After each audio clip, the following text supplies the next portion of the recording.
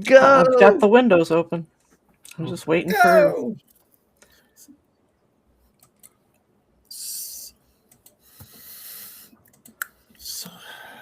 God, I need to stop. There's the chat. I'm still not even seeing it. Neither am I. Yeah, it's up. Now it is. Yeah, it's up. It's up. And there's only one person.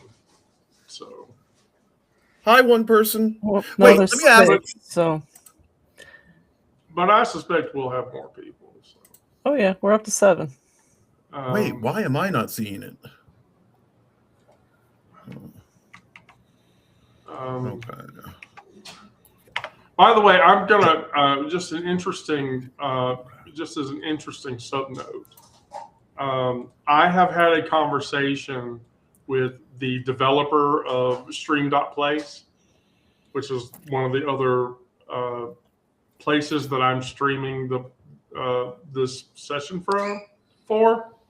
And the reason Streamplace is cool is because it's AT protocol enabled, which means it integrates seamlessly with Blue Sky.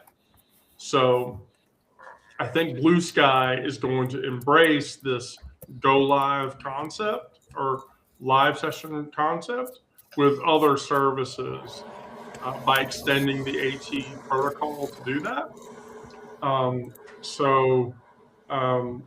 It's interesting.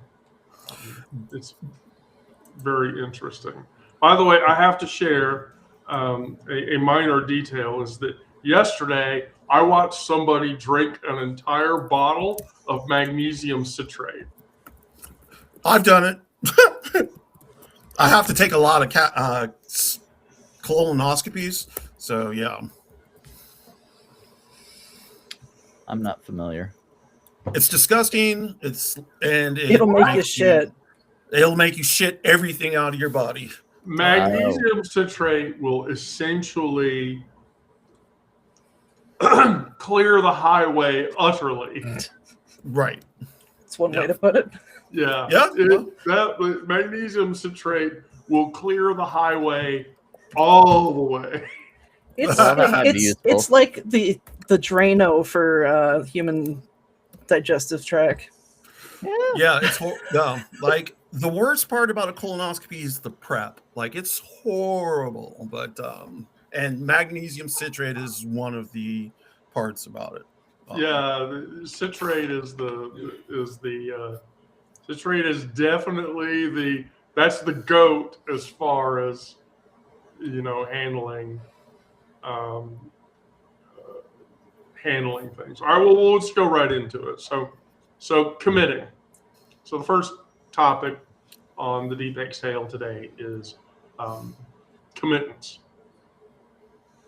And so the quote that leads into this is the Alice Walker quote. It says, the most common way people give up their power is by thinking they don't have any. Now, I know going into this week and watching Alex Pretty get gunned down in cold blood on a Minnesota street by 9 ICE thugs makes you feel like you're completely powerless. But I want you to think about something when you feel that way. So Walker hits it square. The invisible theft we commit against ourselves. Because,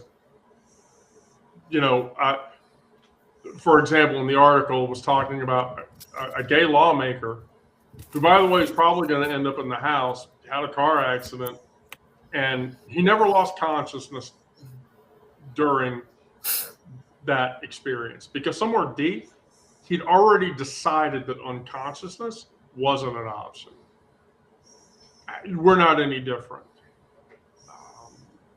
What we say, what we do, the decisions we commit to make in our daily lives, that's a conscious decision that we make to commit. I commit to, on Monday at 1 o'clock, getting the band together and talking about this shit because this stuff is stuff that needs to be talked about. Because right now, I don't know about you three, but I feel completely powerless while this shit is happening. And it's not pretty. And here's the thing that I want you to remember when you think about that. Your power isn't in controlling what happens to you. It's in that split-second choice where you decide, I'm going to be a victim or I'm going to be a navigator. So we talked about the 90-10 rule. Is there anybody that doesn't understand the 90-10 rule? Let's assume that I don't. Okay. So the 90-10 rule says 10% is punch, the slur, the rigged system, whoever's angry at you, and 90% is whether you stay down or you run for fucking Congress because you're tired of it. 90% is the action. The 10% is the whatever the fuck it is. But here's the thing. That 90% belongs to you. It doesn't belong to anybody else. So how do you practice that? The question is, how do we harness that? Yeah, exactly. Notice today when you're about to give away power to somebody and don't do it. The moment that says that I can't or I shouldn't or who am I to do X? Why should I bother with Y? Stop yourself and breathe and ask, what would I do if I knew I had the power, and then do whatever the fuck that is? Even if you're scared, especially if you're scared, you should do it anyway. And that's the moral of Walker's statement that says the most common way people give up their powers by thinking they don't have any.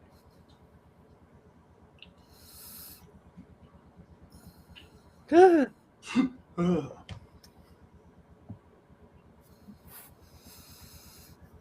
Yeah, in this situation you're talking about with what's going on, I think it is definitely difficult to feel like you have any power as an individual. I mean, there's always strength in numbers, of course, but like if you decide yourself that you're, I don't know, that you're gonna boycott or not pay your taxes because this administration and what this administration is doing or whatever, but then you think like, am I the only one doing this? Or, you know, is it going to make any difference? Are other people going to commit to doing this too? And that kind of puts doubt in your mind. It's like, is what I'm doing enough? Is it going to make any difference whatsoever? And that kind of makes you kind of brings you back down. And then there's a people pleasing aspect. If you're traditionally a people pleaser, you don't want to rock the boat, or you don't want to put yourself out there or bring too much attention to yourself or to your family if you have a family or loved ones, that because you've got to think about them too. Is what I'm doing going to affect them? And so, yeah, all these things play into your actions and your feeling of powerlessness. It's easy to feel that way. It's legit easy to feel like that you can do nothing. But you can do something. I mean, I think so, at least.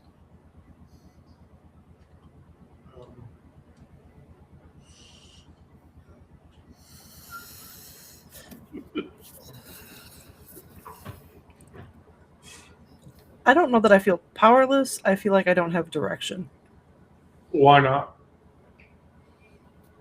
because I don't have an outlet for the rage that I feel.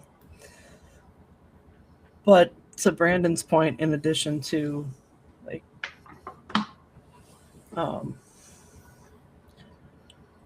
like you can also participate in like boycotting and things like that. It doesn't necessarily have to be as intense as stopping paying your taxes, because I found out last year when I did my taxes, because for whatever reason they didn't take federal taxes out of Joe's unemployment last year.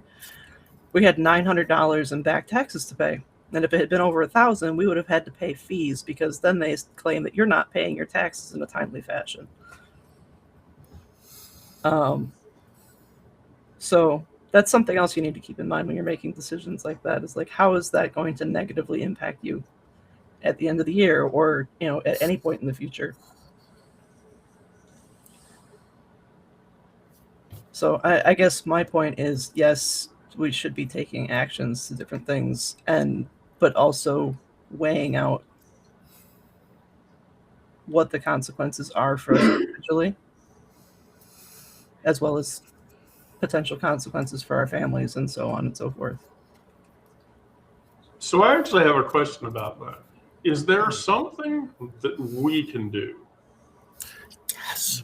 The collective of this group, of the band, that can help you get that direction? I don't know. I do. Wait, you know what can be done to give me direction? I mean, I can suggest, and I can. I mean, I'm looking for something that I can actually like use my already built skill sets to achieve. I mean, if you want, I can pack up a claymore and send it to you, and you can go and swing it at whoever the fuck you want to swing it at. I will not be held accountable for what happens consequentially for you doing that. I've got an 8-pound maul in my garage, so I think I'm good on that. As satisfying as cracking skulls with that thing would be, I'm not going to do that. Because I know that there's consequences, probably life-ending consequences. And that's not what I'm aiming for. Well, I mean, we don't want life-ending consequences for sure. We don't want life-ending consequences for sure.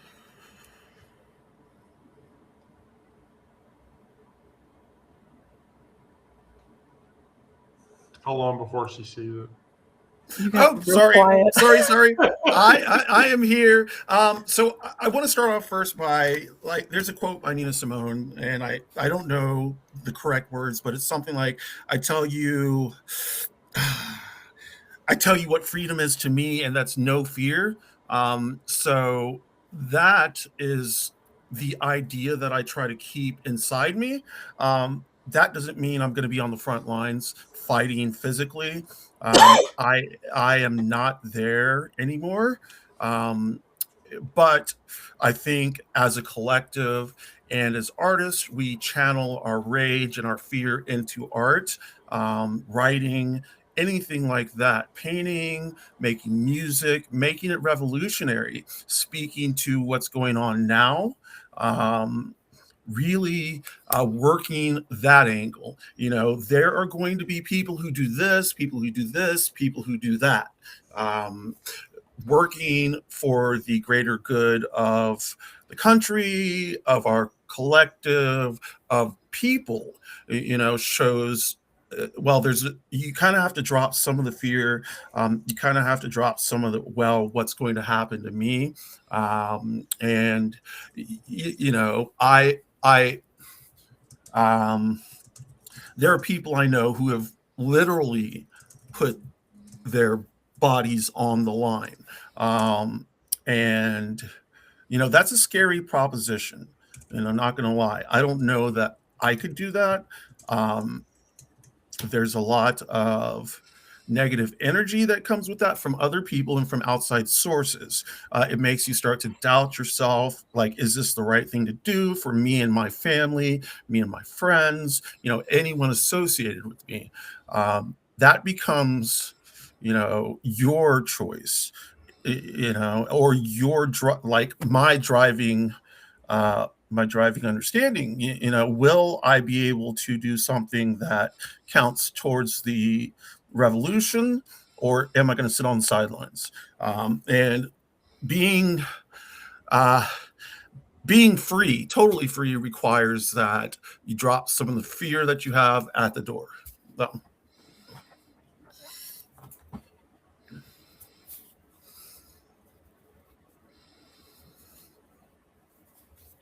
I mean, I agree on all of those points.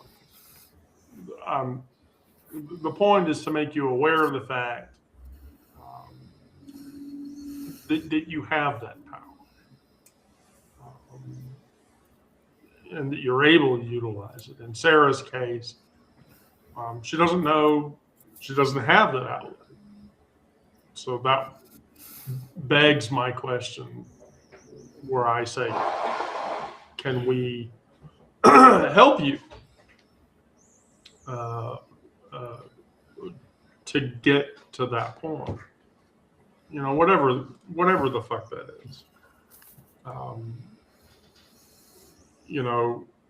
Because you have to understand that you have that, and you have the ability to use it, and you have the ability to express it. And so that led right into my Assata Shakur quote.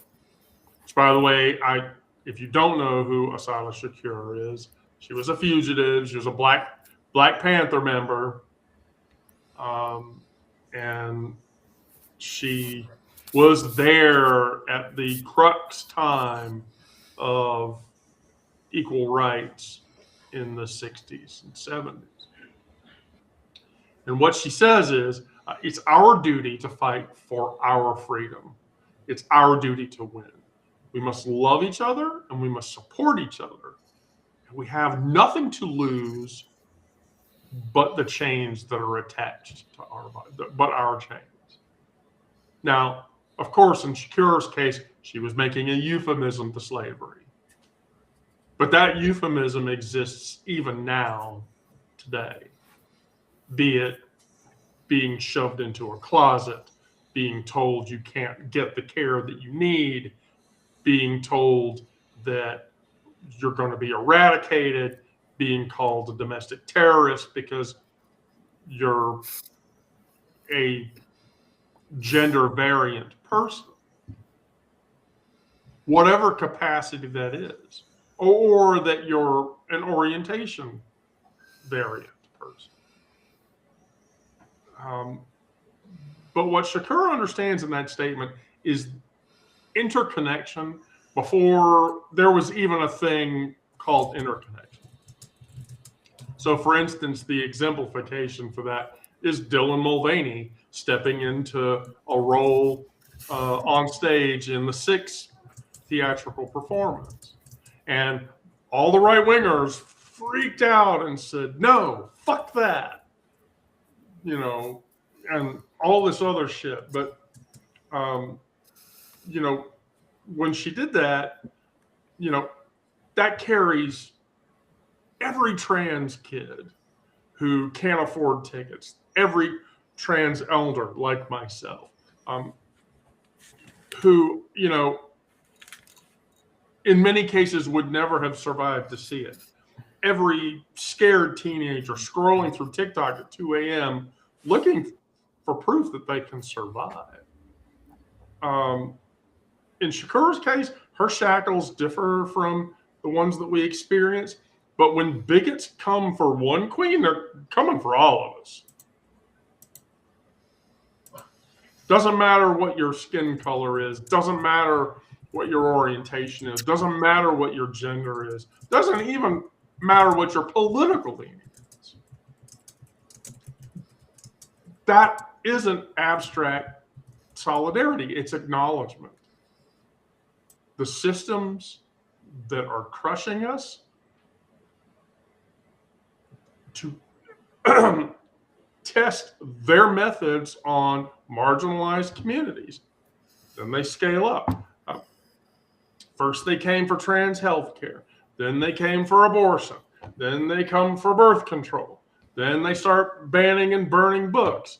Then they, burn the whole goddamn library down. Your freedom is tactical horseshit to them, and they'll use it. So what do? You put money, you put time, you put a platform behind people who struggle that you don't personally face or that you don't understand. Helping trans kids out, indigenous land backing movement, disability justice organizations. Hell, speaking out on social media about all of these things to stop that slavery from happening. Because in Shakur's case, it was segregation. Before that, it was actual slavery. And before that, it was something else. But society has shown progressively over time that all of those things that happen over time eventually get whisked away. Slavery was whisked away. Segregation was whisked away. Gay hate will get whisked away. It doesn't exist like it used to.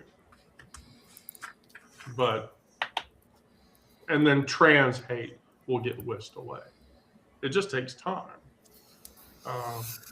I hate quoting movies, but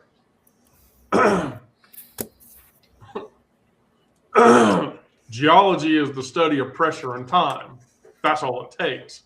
Pressure and time. Well, that and a big goddamn poster. Shawshank Redemption, for anybody that doesn't remember. It's the greatest movie that was ever made. But that's what it takes. So then my question becomes, does that help you? I missed most of the questions. I had to go and talk to my child.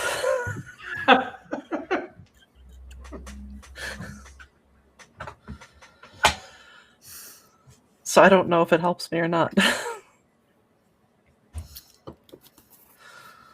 If we tell you what you can do, does that help you? Even more specifically, do you feel trapped, chained, contained? That's an even broader question.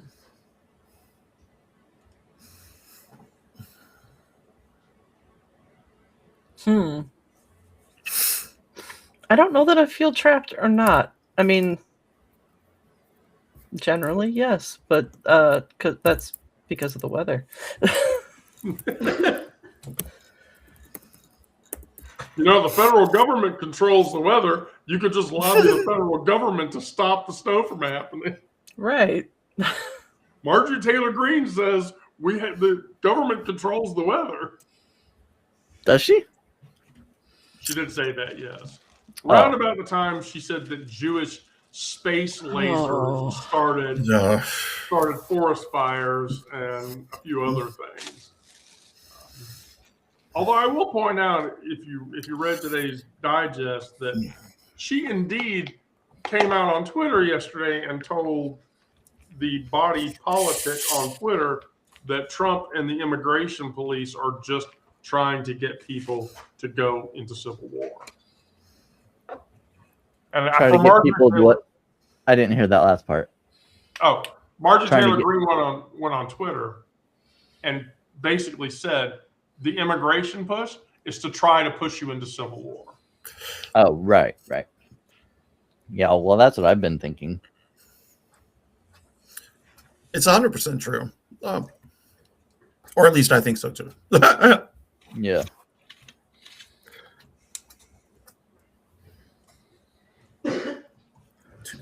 I don't know that I have formulated enough of a response to that yet.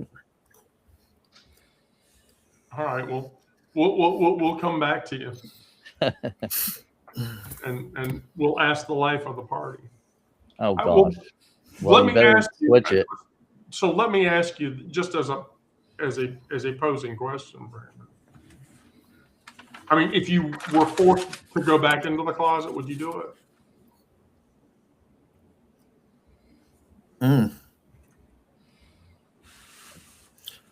The fact that you have to think about that. Yeah, that. Well, I'm thinking like in what circumstance, what would be the if the alternative is death, I mean, yeah, probably.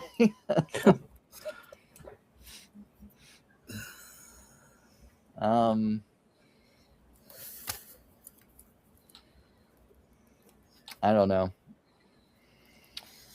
I mean, I can't help but think about what would I have done if I were in Alex Preddy's place. Would I have done any differently than he did? I don't think so. Yeah. I really don't. And if that were true, I wouldn't be here right now. I'd be dead.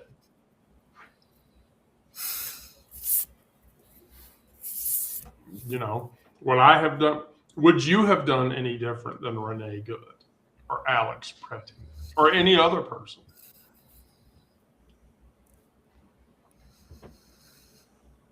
Yeah, I mean, standing up for somebody else is, I think, easier for me than standing up for myself.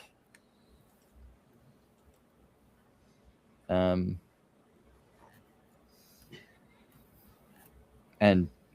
well, what I was thinking about earlier before you posed that question, and just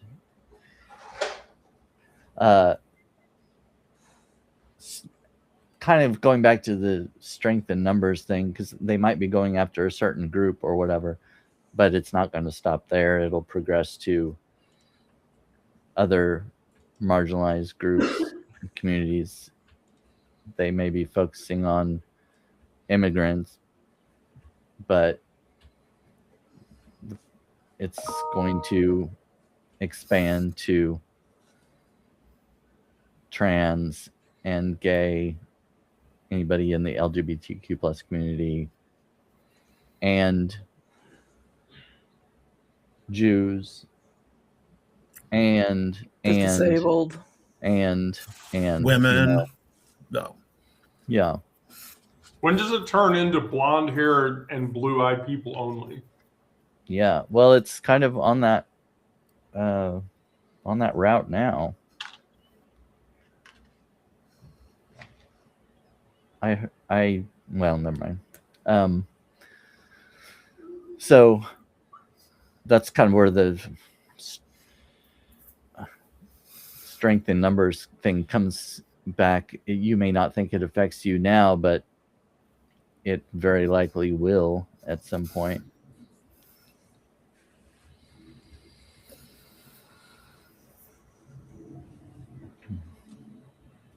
And that's hard. Yeah. It is. But I mean, as a community and organizing a community, we can achieve anything in those numbers. Those are the numbers that put 2 million people on the streets of Minneapolis on Friday, protesting the very thing that's going on. I want to point out, by the way, that apparently, Trump has said this on Truth Social. I'm not sure if it makes it true or not, but two things are happening. One, Tom Homan, the border czar, is headed to Minnesota, and then two, Trump has told Waltz that if via Pam Bondi that if Waltz hands over the voting rolls for the state of Minnesota, they'll pull ICE out entirely. I heard that one. So Yeah. why do they want to do that? Because they're going to lose the midterms. Mm-hmm. And they know it. And they want to invalidate votes. That's what's coming. But I don't think that Waltz is going to bend to that pressure. I don't. Oh, and going back to your question, sorry, Yes. before you, Sacred asked in the chat, if you had to marry a woman and have children with her, would you do that to placate the Trump regime? Well, the answer to that would be no. No.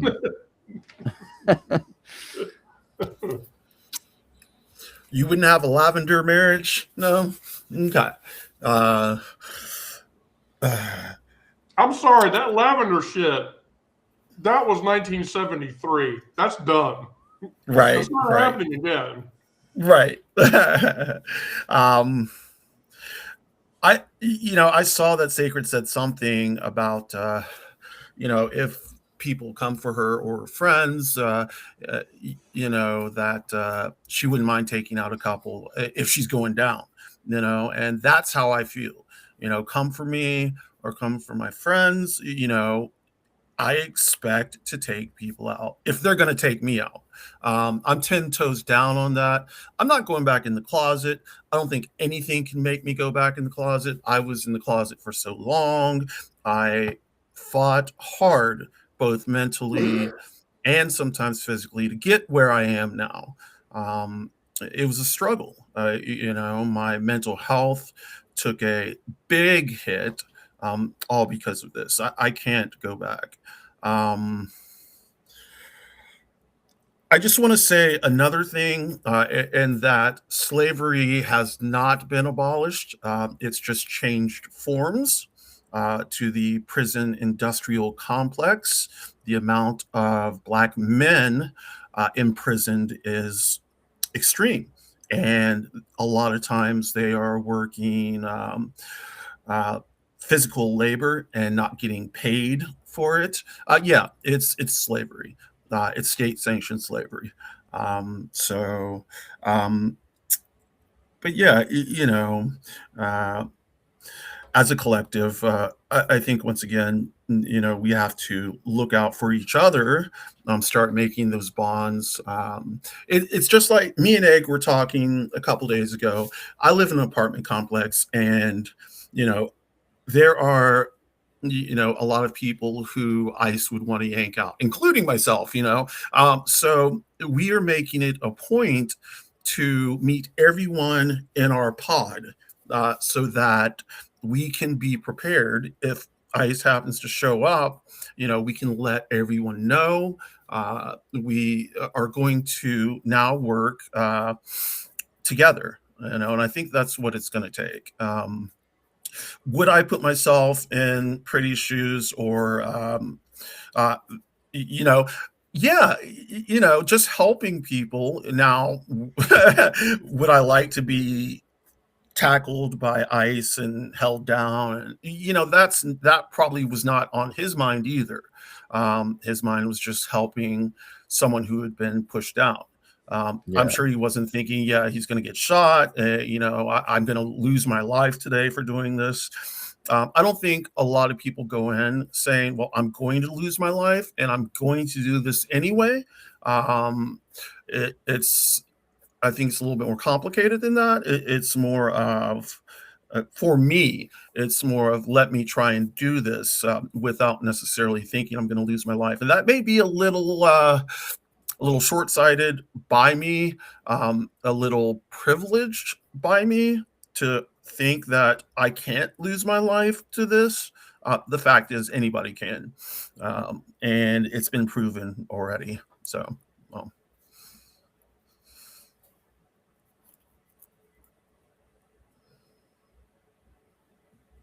I'm muted. I don't disagree with you.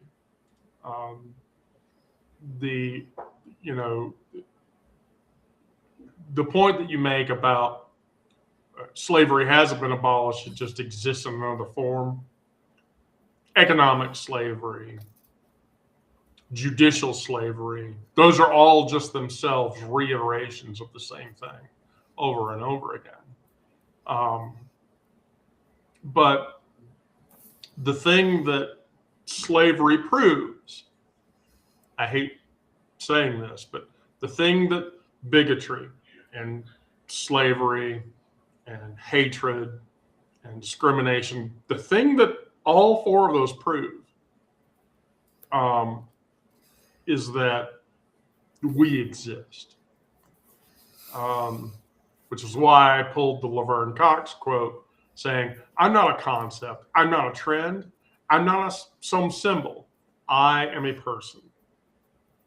And that remains true for all of us, for me, for Brandon, for Sarah, for Onyx, all of us. But when Cox is saying this, she's talking about the exhaustion that everyone who is marginalized, myself, everybody in this room, all the people of a progressive political ideology leaning, that's the feeling when your humanity becomes a hashtag. But there's a gift there, and a gift in that wariness that you may not see. And the fact of the matter is, they need us to be a symbol because my personhood scares them. They're afraid of it. My three-dimensional, contradictory, fuck-up making, joy experiencing, complicated personhood threatens their very existence, and they cannot let it go, and they don't want to, because it threatens every simple story they've built about who belongs and who doesn't. You either belong or you don't in their mind. And because we exist outside of that scope, that means we don't belong. So they have to marginalize us. They have to identify us. So yeah, I'm going to be a person.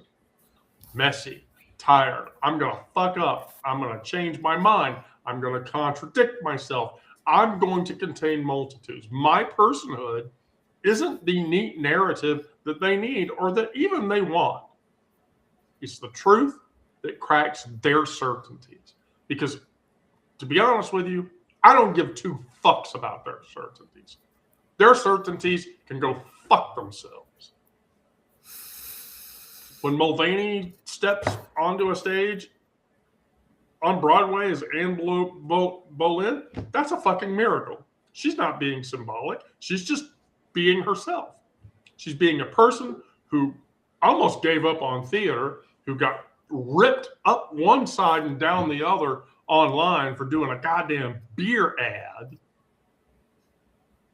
Which, by the way, pissed off the right-wingers so much that it caused Kid Rock to go out into his backyard, put a 24-pack of Bud Light on a pedestal, and then shoot it up with a fucking AK-47 just to make himself feel better about how he's never going to drink Bud Light ever again.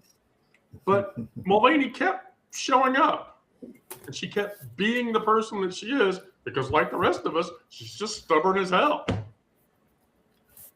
You know, the YouTube chat filling up, misgendering us and saying shit. I don't give a shit about that chat.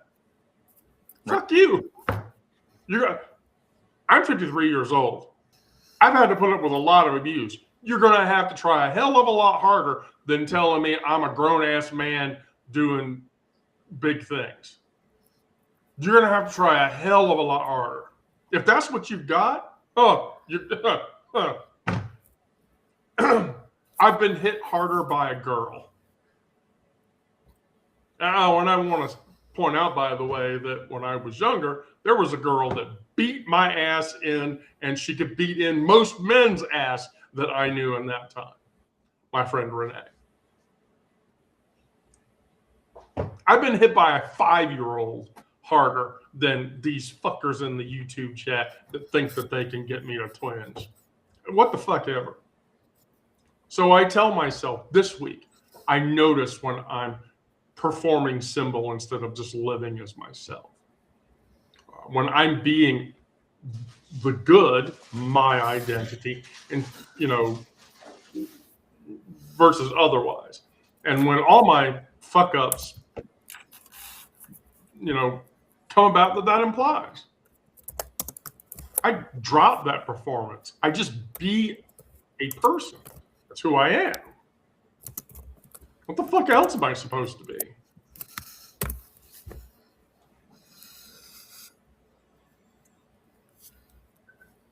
Oh shit. Wendy, I agree with you 100%. What am I supposed to be other than me? Like I said before, I fought hard to get where I am. I'm not backing down.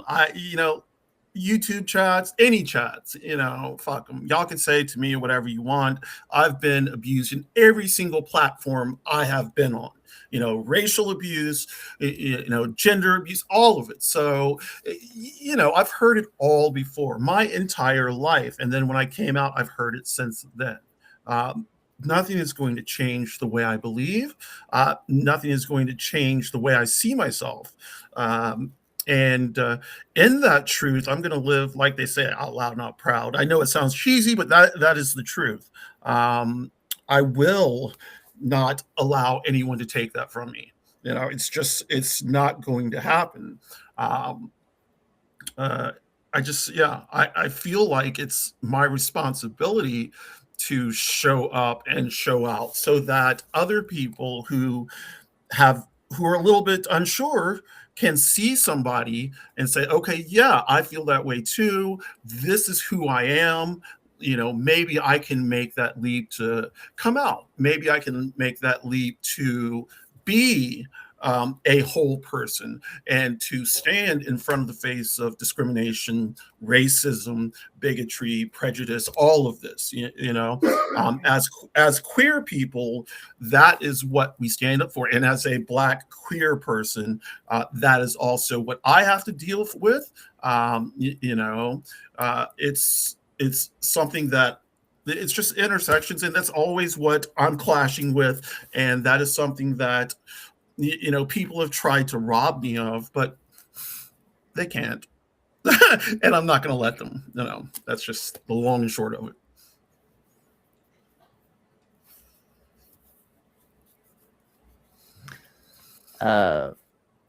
And in the chat, Sacred said, and that's a foreign concept to me. Each person has a right to be who they are, and why someone else thinks it affects them is just insane and unfathomable to me. That's how I think too. I'm like, why does it matter who's playing in a commercial or playing in a play on Broadway or something like that? Why do some people get so upset about that? It's just it's almost funny. It's just ridiculous. It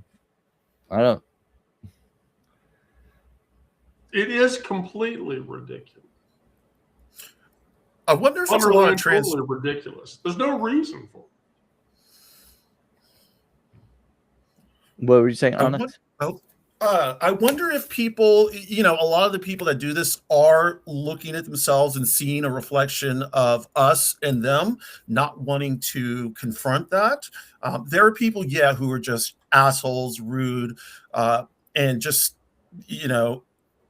evil, for lack of a better word. But there are a lot of people, I feel, who see internally that at least a part of them in us, and they can't accept that, and not yet, but and even if they don't ever, it's going to make them miserable. They're going to die miserable, and die. Sorry. Yeah, I think some of it, for some people at least, it's probably some of it is probably internalized homophobia or transphobia or whatnot. But then there's also just the fact that they're seeing someone who's being themselves and being who they are and not ashamed or, just being proud of who they are, and they can't do that themselves because they have issues, they have stuff hidden, and it may not have anything to do with gender or sexuality or anything like that, but just the fact that they're being who they can be and being completely open, and they feel insecure about who they are. I don't know, that could be part of it too. So They feel threatened.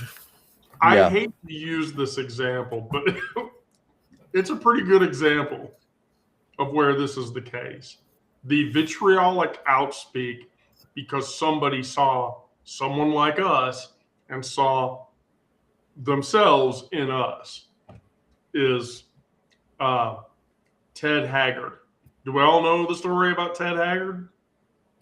I do not. Okay. All right. So let's break out Wikipedia for this one. But basically, what happened was this: so Ted Haggard was the pastor of a mega church, New Life Church, which was out in the Midwest. It's out in your neck of the woods, I think, Brandon. Likely. And so he had 20,000 congregants in that church body, and he was one of the more vitriolic anti-gay, anti-trans, anti everything but white Anglo-Saxon Protestant male. Well, it turned out in 2006 that he got caught smoking meth with a masseur whom he was having sex with. And so the church booted him out for being bi. And the delineation with Haggard was, I don't know that it was ever specified if he was gay or bi. I think it later came out that he was bi, and that's how he reconditioned himself, but he never fully recovered from the experience. Here in Atlanta, he's no longer, he's dead now, no longer with us, very popular megachurch pastor named Bishop Eddie Long. And Bishop Eddie Long was vitriolically anti-gay, anti-trans, anti-everything. And he was a person of color on top of that, which makes this even more wild. And then it came out that he, by the way, there's a YouTube, go look for this. Just search for Bishop Eddie Long and the word Torah. So the Torah, the first 5 books of the Bible. And you'll find a video of a Messianic Judaic rabbi wrapping Bishop Eddie Long in a Torah around him, consecrating him as a holy being. Well, here was the thing about Long. Long married a 16-year-old kid in secret, and he was secretly gay. And when that all came out, they demonized and kicked him out of the church. So that's the thing. People who are vitriolically anti-us, they see something in us that they see in themselves. It has to be the case. I just Can I just pop in? Oh, yeah, of course.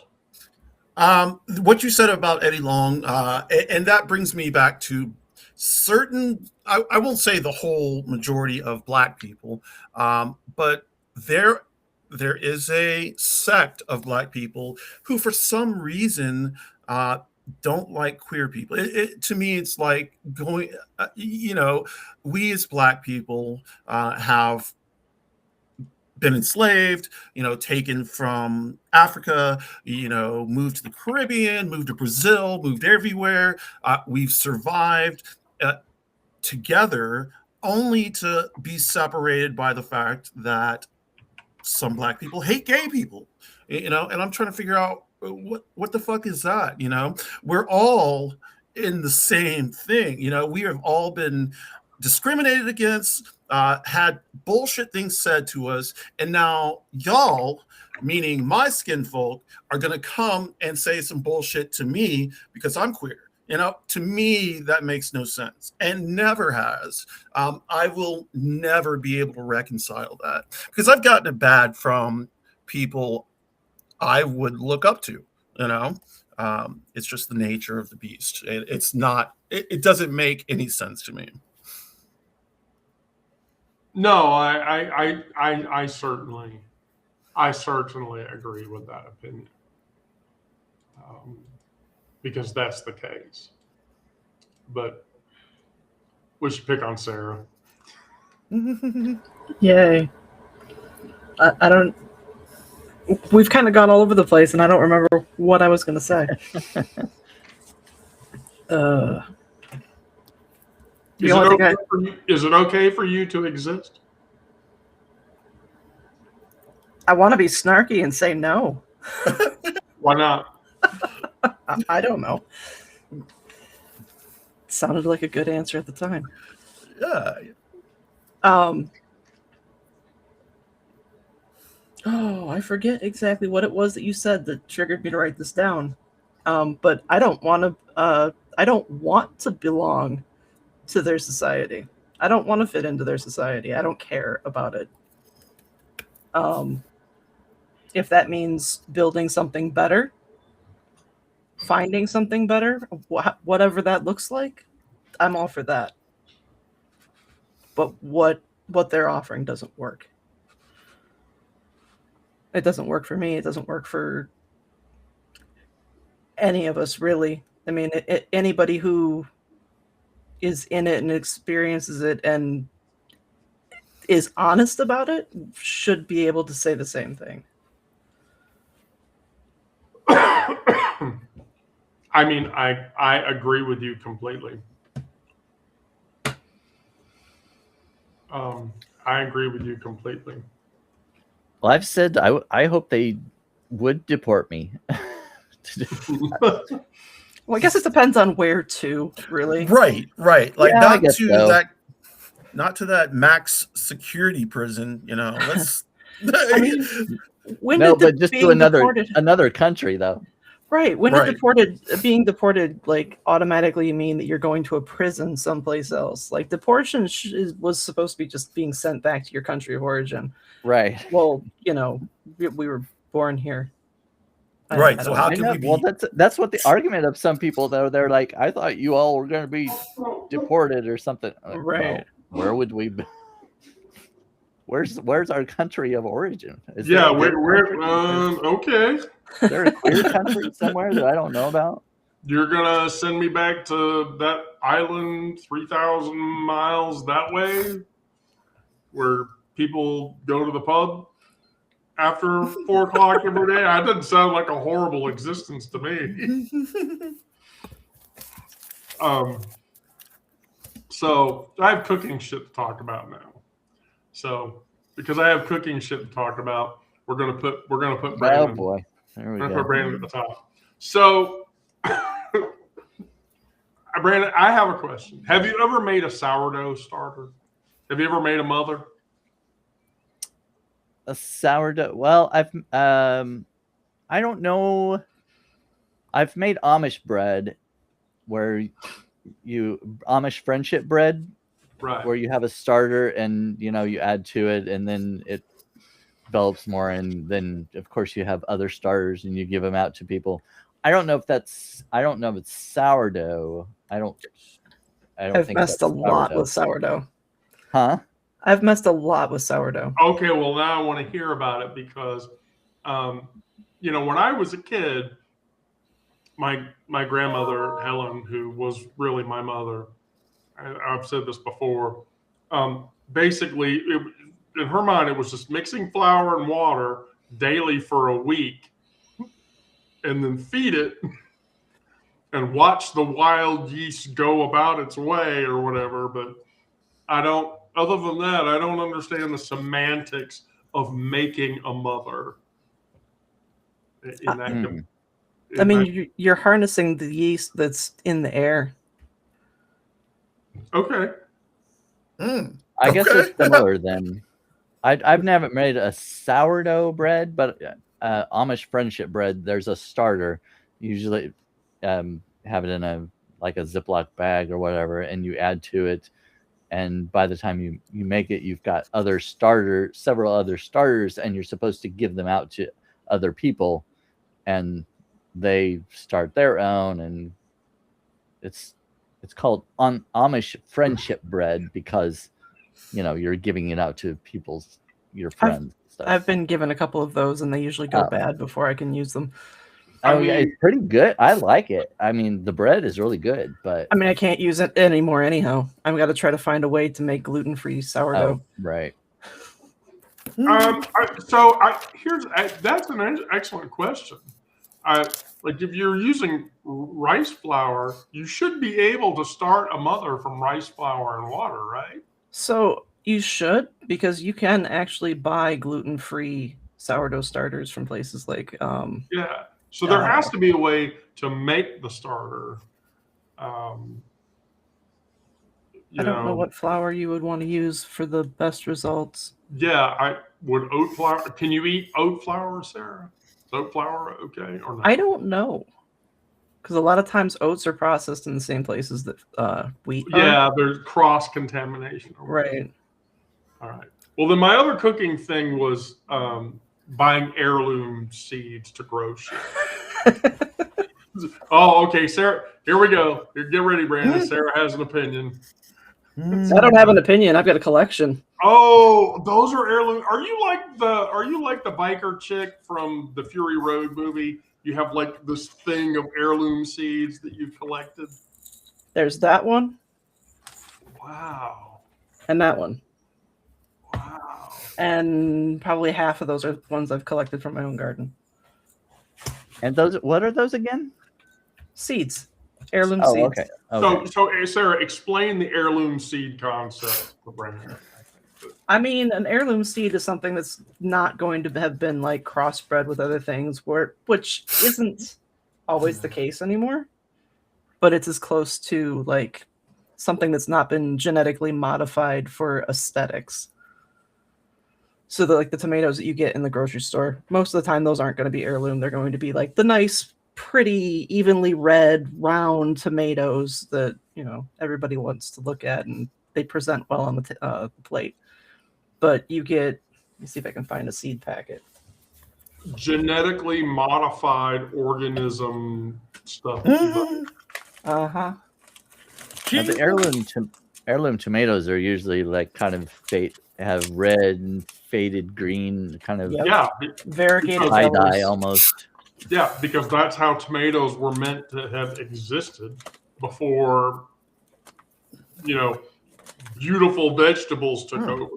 So I used to have, and I still have the seeds, but I don't think I've got the packet anymore. These tomatoes, they were called Black Beauties, and they were purple. And I like to joke that some of them, the ones that I grew, became mutants because they were literally like this big and like very bulbous, but they were delicious. Heirloom tomatoes are probably the most delicious thing, tomato-wise, that you'll ever taste good. So would you consider the purple ones to be independent instead of Republican or Democrat? Would they?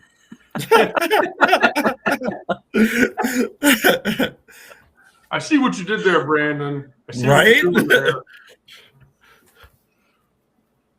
So I bought heirloom seeds before in the past. Seed Savers Exchange is one of the resources for that.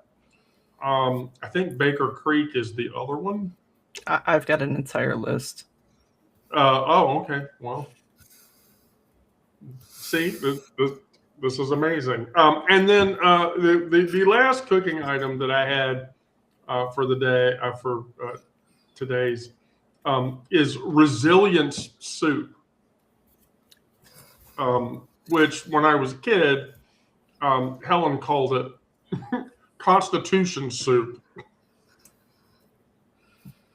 which is basically just white bean and kale.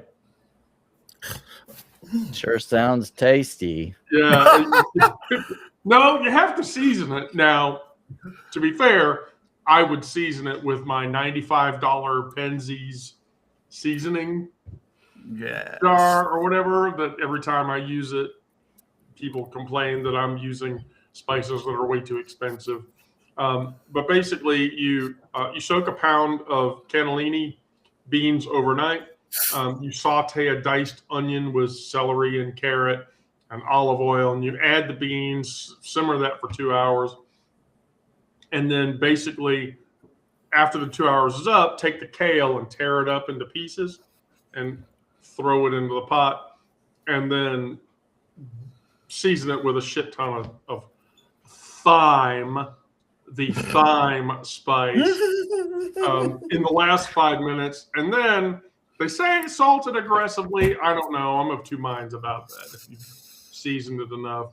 And then you serve that with cheesy, crusty bread. And there's nothing more constitution improving than that, I don't think. But maybe people would argue with me.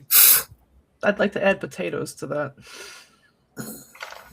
I've had kale in a zuppa Toscana before, and that was pretty good. I don't like kale by itself. Like, I've had kale chips and just kale in a salad. It's just, I don't. Kale's kind of gross. Yeah. It really is. Yeah. So here's the thing. Like, if you can't handle kale, does that mean you can tolerate the taste of arugula? No. Oh, I like arugula. See, arugula tastes like ass to me. I'm sorry, it does. It really does. Well, maybe that's why I like it. How do you feel about cilantro?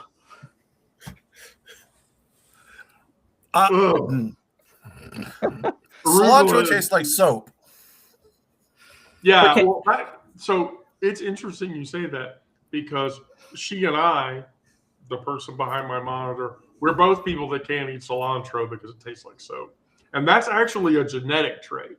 That's a genetic thing that makes. I've discovered a third trait, though. Like, cilantro tastes like soap to me, but I like it in things. Yeah. I'm shocked. Like, I can't eat it by itself. Like, I've eaten it straight out of the garden. But if I put it in salsa, yeah. I don't like too much of it in salsa. No. No, I love guacamole, except guacamole has cilantro in it. And so I mean, it can. It doesn't have to. At what point am I eating mashed up avocado, or is it guacamole? Does it have lemon juice and onion in it? That's how egg I being guess served. I've never made fresh guac before, so I can't attest to that. It's delicious. Hell, look, we're living in Trump's tariff world, so fucking avocados are expensive as shit. So Yeah. I really have to want avocados to buy one. I mean, I replaced mayonnaise in my chicken salad sandwiches with avocado. Yeah, you can replace mashed up avocado. You can use that as a butter replacement. Mm-hmm. And people have done that. I don't know. An avocado oil is a really nice oil to have. I don't know. It's got a really high smoke point. Yeah, like avocado oil and grapeseed oil smoke points are extremely high.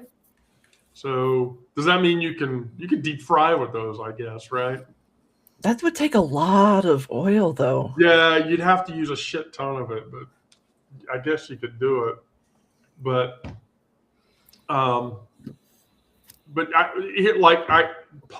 can't use palm oil because that's not sourced. Yeah. Palm oil is not sourced ethically. Whenever I go to the grocery store and see people buying it, I'm like, oh. Wait, Okay. palm oil? Mhm. I've got palm oil, but it's from Nigeria, and I think it is ethically sourced.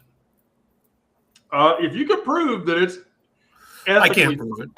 Yeah, I mean, like, if you could prove that palm oil is ethically sourced, I would feel a little bit better about buying it, but not enough to buy it, in the store. Just Okay. no, not quite enough. It's definitely popular in Nigeria, and my spirituality is Nigeria spirituality, and I use it a lot, but not for cooking. I use it for Right. other things. It's actually pretty nasty. I've tasted it before. It stains everything yellow. It tastes really nasty to me. But yeah, I mean, to each their own, sure. You know, right. but well, that's all I had for today. Does anybody have anything to close with?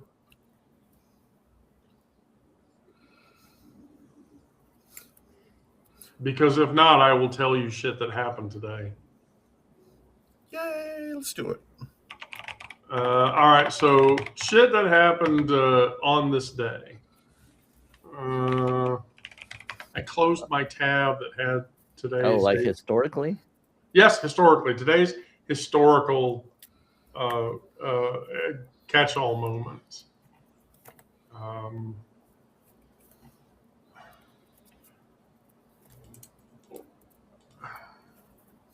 Yeah, here we go. No, don't do that. Back up. There we go. So today, in 1880, Douglas MacArthur was born. General Douglas MacArthur. Australia Day, which celebrates the British colonization, while indigenous people mark that day as Invasion Day. I didn't know Australia Day was a thing. Yeah, it is. Michigan was admitted as the 26th state in 1837. Sarah. That was before my time. Yeah, Indian Republic Day is today. The first Grammy Award ceremony happened today in 1959. Oh, And then today is the anniversary of Kobe Bryant, Gianna Bryant, and 7 others dying in a helicopter crash. I can't believe it's been that long. You know, Like 2020, yeah, it's been 5 years. Kobe Bryant is dead now, and that's very sad. wow. So, all right. Well, with that, I will close. Thank you, everybody that watched the show today. I really appreciate all of you that come and watch and listen to us talk about getting through all the shit that we're getting through. Thank you, Brandon. Thank you, Onyx. Thank you, Sarah. Please subscribe, thistleandmoss.com. If you go to thistleandmoss.com and you click on the gathering link at the top, you will find everybody's pages there, and you can sub for as you like. And with that, I will say thank you all. Be safe out there. Do good things. Come back, because I can't do this without my 3 co-hosts any more than I can do this without the people in the audience. And I'm sure my cohorts, you all feel the same way, right? You do, right? Yeah, yeah. definitely. Okay, good. I just wanted to make sure we have a quorum of that. And with that, I will say goodbye and good luck. Abiento.